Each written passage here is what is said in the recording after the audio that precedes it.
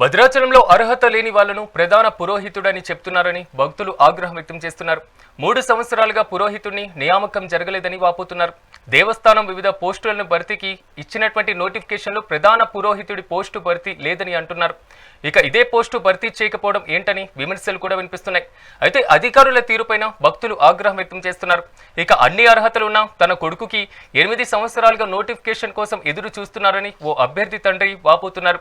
వేద పాఠశాలలో చదువుకుంటున్నారని అంటున్న అభ్యర్థి తండ్రితో మా ప్రతినిధి Harika face to face. Bhadrachalam టెంపుల్లో ఉండాల్సిన ఒక పోస్టు ఇప్పుడు కొత్తగా వచ్చిన ఈ నోటిఫికేషన్లో లేదు. ఆ నోటిఫికేషన్ కోసం నా కొడుకుని వేద పాఠశాలలో చదివించాను. అయినా సరే ఆ పోస్టు పెట్టకపోగా ఇంటర్వ్యూలకు కూడా పిలవడం లేదు. అసలు ఏం జరుగుతోంది భద్రాచలం దేవస్థానంలో అనేది మనం తెలుసుకునే ప్రయత్నం చేద్దాం. ఇప్పుడు అయ్యా, మీరు ఎక్కడి నుంచి వచ్చారు? మాది భద్రాచలం అమ్మ. మాది రాముల వారి సన్నిధి దగ్గర ఉంటాం మేము, వారి పాదాల చెంతనే ఉంటాం మేము. అసలు ఏం జరిగింది? ఈ నోటిఫికేషన్లో ఏ పోస్టు లేదు. రాములు వారి కులగురువు ఆస్థాన పురోహితులు వశిష్ఠుల వారు అంటారనమాట. ఎప్పుడో పురాతన కాలంలో విశ్వామిత్రుడు వశిష్ఠుడు అని 2 మహర్షులు అనమాట. ఈ వశిష్ఠుడు అని ఆయన బ్రహ్మర్షి అనమాట. ఆయనకి భద్రశత్రువు రాజర్షి విశ్వామిత్రుడు అనమాట. ఆయన కూడా బ్రహ్మర్షి అయిదామని ఆయనతో ఎన్నోసార్లు పోరాటం చేసి ఆయన సాత్వికంగా ఉంటాడు ఈ వశిష్ఠుడు అనేవారు. అయోధ్య కాలంలోనే ఎప్పుడో త్రేతాయుగంలోనే ఉన్నవారు అనమాట వశిష్ఠుల వారు. ఆ పోస్టును వారి ఆస్థాన పురోహితుడు వారు. అట్లాగే భద్రాచలంలో కూడా శతాబ్ద కాలం పైగా ఆస్థాన పురోహితుడు భద్రాచలం దేవస్థానంలో కొనసాగిస్తున్నారు. ఆ పోస్టులో గతంలో వజ్జల రామచంద్రయ్య గారు, సల్లా కోటయ్య గారు, సల్లా కోదండరామయ్య గారు, ఈ మధ్య రీసెంట్గా వెంకటేశ్వర అవధాని గారు వారు చేసి వారు రిటైర్ అయ్యి 3 సంవత్సరాలు అయిందనమాట. ఆ పోస్టుని భర్తీ చేయండి. ఆ పోస్టుకు ఎందుకంటే స్మార్థం 8 సంవత్సరాలు చదువు ఉండాలన్నమాట వేద పాఠశాల. ఆ పోస్టు భర్తీ చేయాలంటే మా బాబు కిషోర్గుట్ట వేద పాఠశాలలో తెలంగాణలోని రంగారెడ్డి జిల్లాలో దాంట్లో చదువుకున్నాడండి. మా బాబుకి అర్హతలు ఉన్నాయి. మా బాబుతో పాటు మీరు 10 మందిని పిలుస్తారో 50 మందిని పిలుస్తారో వాళ్ళని నోటిఫికేషన్ అనేది గవర్నమెంట్ ద్వారా ఇవ్వండి, ఇప్పించి ఇంటర్వ్యూ నిర్వహించండి అని గత 3 సంవత్సరాల నుంచి ఆ పోస్టు కోసం నేను మా బాబు తిరుగుతున్నాం అనమాట. ఇక్కడ ప్రజావాణికి వెళ్తున్నాం, గాంధీ భవన్లో మినిస్టర్లు ప్రజల నుంచి అక్కడికి వెళ్తున్నాం. మళ్ళీ సెక్రటేరియట్లో వెళ్ళాం. కొండా సూర్య మినిస్టర్ గారిని కలిసాం. తుమ్మల నాగేశ్వరరావు గారిని కలిసాం. తుమ్మల నాగేశ్వరరావు గారు సెక్రటరీ గారికి దేవాదాయ మినిస్టర్ వారికి రాసి పంపించారు. శ్రీధర్ బాబు గారు కలిసాం, వారు రాసి పంపించారు. మళ్ళీ గాంధీ భవన్లో సీతక్క గారిని కలిసాం, వారు రాసి పంపించారు.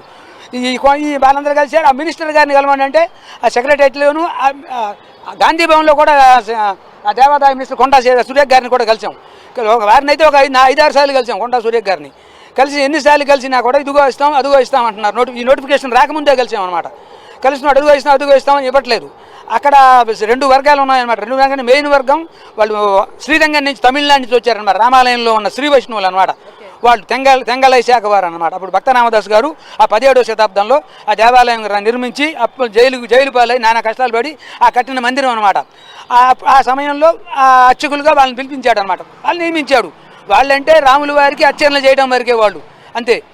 ఆ గుళ్ళో ఏమన్నా పెళ్లిళ్ళు సశనామతాలు ఆ బారసాలు అన్నప్రాసనలు అనేవి చేయాలంటే ఒక ఆస్థాన పురోహితుడు అనేవి ఉండాలన్నమాట.